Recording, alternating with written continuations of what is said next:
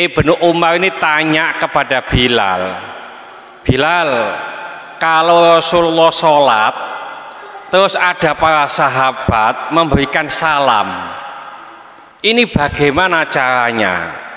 Lalu Bilal menjawab, Rasulullah kalau dikasih salam sedangkan ia sholat maka ia membuka tangannya, boleh begini, boleh begini di bawah, ya yang penting dibuka tangannya.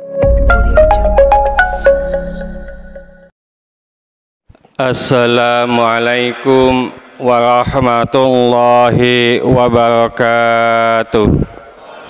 Bismillahirrahmanirrahim. Wa anibni Umar radhiyallahu anhuma qala, dari Ibnu Umar, mudah-mudahan Allah meridhai keduanya, ia berkata, qultu li Bilalin, aku bertanya kepada Bilal, kaifa ra'aitan nabiyya sallallahu alaihi wasallam ya'udu alaihim hina yusallimuna alaihi wa huwa yusalli. Ya, Bilal, bagaimana cara Nabi mengembalikan salam mereka ketika mereka salam kepadanya padahal ia sholat? Qala, ya, Bilal menjawab, yaqulu hakadha, ya, ia atau Bilal ini mengatakan yang demikian. Wa basata kaffahu, ya, Rasulullah membuka tangannya. Akhrajahu Abu Dawud wa Tirmidzi wa shahhahahu, diriwayatkan, dikeluarkan Abu Dawud dan Tirmidzi mensahihkannya. Jadi Ibnu Umar ini tanya kepada Bilal, Bilal, kalau Rasulullah sholat terus ada para sahabat memberikan salam, ini bagaimana caranya? Lalu Bilal menjawab, Rasulullah kalau dikasih salam sedangkan ia sholat maka ia membuka tangannya, boleh begini, boleh begini di bawah, ya yang penting dibuka tangannya, ya jangan sampai begini dua-duanya dibuka, itu angkat tangan ini, maaf, bukan begitu, hanya tangan dibuka, ya tangan kanannya bisa dibuka. Ini cara pertama, ya. Cara kedua, para ulama ini juga menyampaikan dijawab di hati, ya, dijawab di hati. Ini kalau sholat wajib sendirian, assalamualaikum, kan tidak dibatalkan, ya. Nah kalau nggak dibatalkan maka dijawab di hati, ya, atau setelah sholat itu dijawab. Contoh kalau kita di WC itu loh Pak, di WC, ya, sedang asik-asiknya bisa kasih salam, assalamualaikum, nggak boleh dijawab waalaikumsalam. Zikir di WC nggak boleh, haram, maka boleh dijawab di hati. Atau kalau nggak dijawab di hati, nanti keluar itu baru di apa? Dijawab. Seperti kalau ada orang sholat mendengarkan adzan, sholat terus adzan, boleh dijawab di hati atau nanti setelah sholat boleh dijawab. Jadi salam ketika kita sholat boleh dijawab di hati atau setelahnya, ya. Atau kalau orang itu mengetahui, ya, kita sholat, bisa kita buka tangan kita, ya, jangan begini, nah, merdeka, gitulah, enggak begitu, ya. Jadi apalagi gini, metal nanti lah, alah apa dek ini barang itu, ya. Nah ini kecil-kecil ini harus paham Mbak, ya, karena kadang-kadang kita itu tidak paham. Sering saya sampaikan, saya ulang-ulang, ya, mungkin kalau bapak-bapak yang sering sholat duhur atau sholat asar di masjid-masjid tepi jalan, ya, itu ada kejadian setelah sholat duhur beliau itu sholat sunnah. Nah sholat sunnah, ada orang yang ikut sholat duhur, nah gitu itu si sholat sunnah ini langsung dibatalkan. Maaf, saya sholat sunnah. Gitu ya. Ya betul begitu, tapi caranya nggak begitu. Ya maaf, jangan ikut sholat saya sholat sunnah. Loh ini kayak nggak ngaji gitu. Ya pertama, ya saya sampaikan, kalau kita sholat sunnah, ada orang di belakang kita sholat wajib, boleh kita tolak. Nah tolaknya tadi seperti begini atau ke bawah, ya begini, di bawah begini. Ini cara menolaknya, ya. Atau kalau kita tidak menolaknya, kalau sama-sama mazhab Syafi'i sah sholatnya. Kita sholat sunnah, ada orang ikut sholat wajib, dia sah sholatnya. Kalau mazhab Hanafi, orang itu tidak sah karena dia sholat wajib, imamnya sholat sunnah, ya.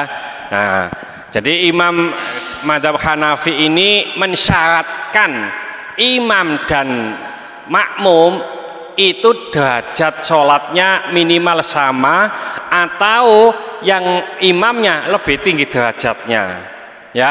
Contoh, imamnya ini sholat duhur, makmumnya sholat qobliyah duhur, sah, ya, menurut mazhab Hanafi. Tapi dibalik, yang imamnya sholat sunnah, makmumnya sholat wajib, tidak sah.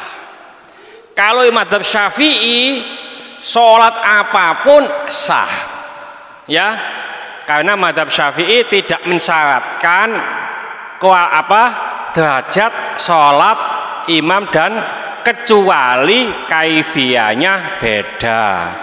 Kalau imamnya sholat jenazah, makmumnya sholat duhur, nggak sah. Kaifiyah tata caranya beda. Imamnya sholat gerhana, makmumnya sholat duhur, tidak sah karena tata caranya beda, ya. Jadi umpamanya kalau di sini kita lihat kok ada orang, kita sholat sunnah, ada orang, wah ini yakin dia mazhab Syafi'i, biarkan aja, tidak apa-apa, ya. Kalau tahu ini orang ini biasa ikut mazhab Hanafi, kita tolak. Supaya apa? Supaya sah dia, ya. Itu caranya begitu. Nah, Rasulullah ketika dikasih salam ini juga sholat sunnah, ya, karena Rasulullah tidak pernah sholat sendirian itu, ya. Lalu kasih assalamualaikum, dikasih begini, ini tandanya waalaikumsalam, ya. Boleh dijawab di hati, ya. Ada pertanyaan mungkin tentang sholat ini? Cara-cara begini tuh perlu kita pahami, Pak. Nanti kalau kita sholat di masjid-masjid yang ada di jalan-jalan itu, nanti supaya tidak salah, ya. Terus lagi umpamanya kita ketinggalan, ya, jangan sampai menunggu. Upayakan jangan menunggu. Umpamanya imamnya sujud, langsung aja takbiratul ihram Allahu Akbar, langsung ikut sujud. Gak usah ndeloki ndi sing gak katokan ya. Lho niki gak katokan ya, usahakan, Mbak. Jangan saya kan gak katokan ini. Repot nanti, ya. Jadi langsung sujud. Imamnya duduk di antara dua sujud, tidak apa-apa. Takbiratul ihram langsung duduk, tapi tidak dianggap satu rakaat. Terus Ustadz, itu ada teman itu kalau sujud terakhir lama sekali, jadi makmum, Mbak, sampai imamnya pas tahiyat, ya, tahiyat assalamualaikum, dia baru duduk. Bagaimana? Begini, memang dalam hadis dijelaskan sedekat-dekat hamba dan Rabbnya itu sajidan, dalam keadaan sujud. Fakthiru doa, maka perbanyaklah doa. Jadi sujud itu perbanyak doa, utamanya sujud terakhir. Oleh karena itu ngapunten, kalau kita jadi imam dikasih kesempatan itu sujud terakhir aja, tidak. Setiap sujud itu kita disunahkan memperbanyak doa. Nah cuma nanti kalau jadi imam tiap sujud dikasih kesempatan gak main-main sholatnya kok. Oleh karena itu sujud terakhir aja dilamakan sedikit. Nah yang belakang ya juga begitu, dikasih kesempatan ya kita pakai untuk banyak doa. Nggak usah nanti kalau imamnya sudah tahiyat mau salam baru ini nanti menimbulkan fitnah. Kenapa? Yang lainnya sudah berdiri, duduk, itu masih sujud terus itu menimbulkan fitnah. Nah, umpamane kurang, aduh Ustadz saya doanya banyak anak saya 10 tak doa no kabeh ya umpamane gak main-main ya engko Bu sholat sendiri, sholat sunnah sujudnya disuwi-suwino monggo ya. Jadi sujudnya kalau imamnya sudah duduk upayakan juga ikut duduk sehingga sempat, tidak sujud dewe begitu ya. Kecuali dulu teman saya ada namanya almarhum Buang Haryono Pak, itu kalau sholat saya kira itu dia itu khusyuk gemuk sekali sholat subuh. Nah sholat subuh itu sujud terakhir itu dia lewama. Nah kita sudah duduk udah salam sujud terus disenggol tiba ya ketiduran ya itu yang nggak pas itu ya, itu batal sholatnya ya. Jadi sujud boleh lama tapi sesuai dengan keumuman saja. Jadi kalau imam upayakan nanti sujudnya ditambah dikit setengah menit atau 10 detik untuk. Nah doanya bagaimana Ustadz? Wajib bahasa Arab. Nih bahasa Arab ya gak iso lah. Itu kalau kita ucapkan.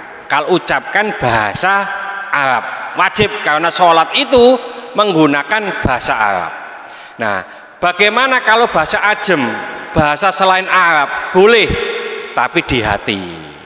Jadi jenengan kalau umpamane donga dalam sholat kok bahasa Indonesia, bahasa Jawa itu di hati saja. Sujud umpamanya ya Allah, abimane ya Allah, abimane ya Allah, bojo gak ngamuk ya Allah, umpamane ya. Lho nek abimane kabeh gelem Pak, sing gak wani kan bojo ngamuk iki lho. Dongakno sisan bojo gak ngamuk ya Allah.